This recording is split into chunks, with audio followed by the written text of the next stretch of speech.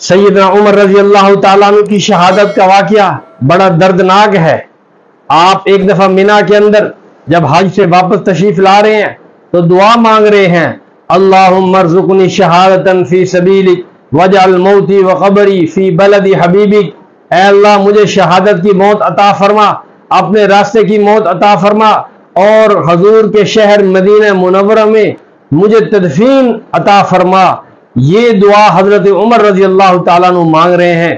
اس دعا کے بعد صحابہ حیران ہو رہے ہیں کہ حضرت عمر، اگر کسی نے شہادت لینی ہے اس کو بارڈر پہ جانا پڑے گا، اس کو جہاد میں جانا پڑے گا، مدینہ کے اندر تو امن و امان ہے، یہاں شہادت کیسے ہو سکتی ہے؟ لیکن رب العالمین جب کسی دعا کو قبول فرماتے ہیں تو اس کے اسباب بھی پیدا فرما دیتے ہیں۔ حضرت عمر رضی اللہ تعالیٰ عنہ واپس مدینہ منورہ پہنچے تو حضرت مغیرہ ابن شعبہ رضی اللہ تعالیٰ عنہ کا ایک غلام تھا جس کا نام ابو لولو فیروز مجوسی تھا۔ یہ یعنی مجوس مذہب سے تعلق رکھتا تھا اور یہ مشرک تھا اور یہ بڑا ماہر تھا، کاریگر تھا ہوا والی چکی بنانے میں، دیگر کام کرنے میں۔ حضرت عمر رضی اللہ تعالیٰ عنہ نے بھی سوچا کہ میں بھی اس سے وہ ہوا والی چکی اور پنکھا وغیرہ یہ بنوا لوں۔ تو جب آپ نے اس کو بتایا، اس نے کہا کہ آپ کے لیے تو میں ایسی چکی بناؤں گا کہ جس کی شہرت مشرق اور مغرب میں ہوگی۔ آپ نے فرمایا یہ مجھے قتل کی دھمکی دے گئے، لیکن اس کے باوجود اس کو گرفتار نہیں کیا، اس کو اریسٹ نہیں کیا، اس لیے کہ جب واقعی پیش نہیں آیا، وقوع ہی نہیں ہوا، تو گرفتار کیسے کیا جا سکتا۔ اس کے بعد اس نے موقع کون سا تلاش کیا؟ جب حضرت عمر مسجد نبوی کے اندر نماز کی حالت میں ہے۔ ویسے تو گلی میں آنے جاتے اور کسی بھی موقع پہ حملہ کیا جا سکتا تھا، لیکن اتنا امن تھا اور اتنا ماحول ایسا تھا کہ اس کو جرأت نہ ہوئی کہ حضرت عمر کے سامنے آ کے حضرت عمر پر حملہ کر سکے۔ لیکن سیدنا عمر رضی اللہ تعالیٰ عنہ اب دعا قبول ہوتی ہے تو اس کے اسباب یوں ظاہر ہوتے ہیں کہ فجر کی نماز کا وقت ہے، مسجد نبوی ہے، مصلی رسول ہے، امامت نماز کی حضرت عمر فرما رہے ہیں، سورۃ طٰہٰ کا پہلا رکوع پڑھا اور اسی دوران پچھلی صف کے اندر کھڑا ہوا۔ اس نے دو دھاری خنجر جو اس کے ہاتھ میں تھا زہر سے اس نے بجھایا ہوا تھا، اس نے 2-3 وار حضرت عمر کے پیٹ اور پیچھے سے کیے تو وہ خنجر جب اندر گیا تو اندر سے زخم ایسے ہوئے کہ خون کے فوارے چھوٹ پڑے۔ حضرت عمر رضی اللہ تعالیٰ عنہ وہی مصلی پہ گر گئے اور اسی حالت میں انہوں نے نماز نہیں چھوڑی۔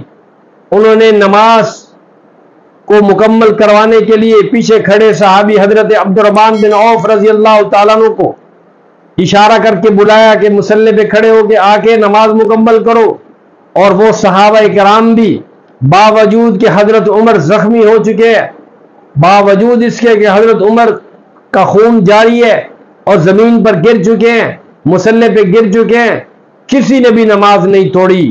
یہ ہے نماز کی اہمیت، یہ ہے نماز کی ان کے ہاں مقام و مرتبہ کہ اس حالت میں بھی وہ نماز کو پابند کر رہے ہیں، نماز کو قائم کر رہے ہیں۔ آج چھوٹی چھوٹی باتوں پر ہم نماز کو چھوڑ دیتے ہیں۔ حضرت عمر کی شہادت ہمیں نماز کا اہتمام کا بھی سبق دے رہی ہے۔ اس کے بعد جب نماز مکمل ہو گئی، اب صحابہ کرام دوڑے اس شخص کو جس نے حملہ کیا تھا پکڑنے کے لیے، تو اس شخص کو پچھلی صفوں میں سے راستہ نہیں ملا۔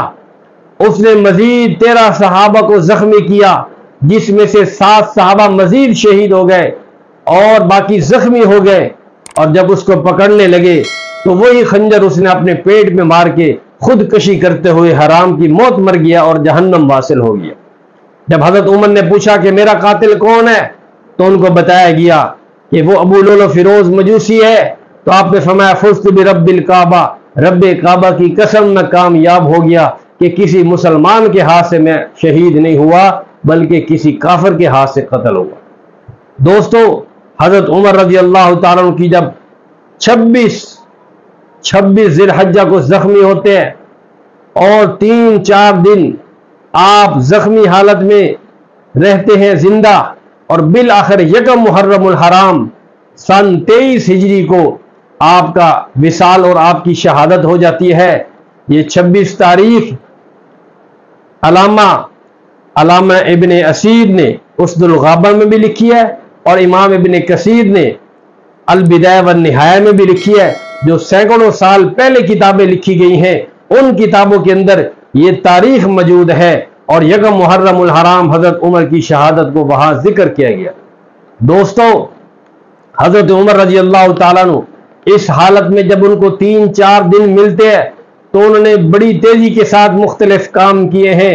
86,000 दिरहम का कर्ज है, उस कर्जे के इंतजाम करने का आपने हुक्म फरमाया।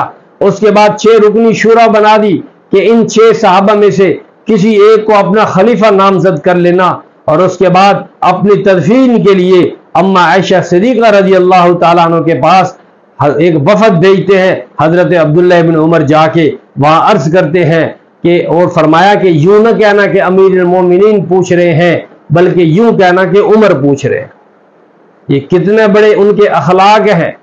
और अम्मा आयशा से जब इजाजत चाही तो अम्मा आयशा फरमाती हैं, ये जगह तो मैंने अपने लिए रखी थी, रोज़े रसूल में दफन होना, इससे बड़ी सादत क्या हो सकती है। लेकिन कुर्बान जाए अम्मा आयशा सिद्दीक़ा रज़ी अल्लाह ताला अन्हा पर कि जिन्होंने इतनी बड़ी सादत को कुर्बान करते हुए ये जगह हजरत उमर रज़ी अल्लाह ताला अन्हु को दे दी। और बिल आखिर हजरत उमर रज़ी अल्लाह ताला अन्हु हुजूर के रोजे में दफन कर दिए गए। कितनी मुबारक ये हस्तियां हैं कि जिनको हुजूर के रोजे में हुजूर के साथ दफन होना नसीब हो गया। कल क़यामत के दिन जहां से नबी मुकर्रम उठेंगे, वहीं से हजरत अबू बकर भी उठेंगे, हजरत उमर भी उठेंगे।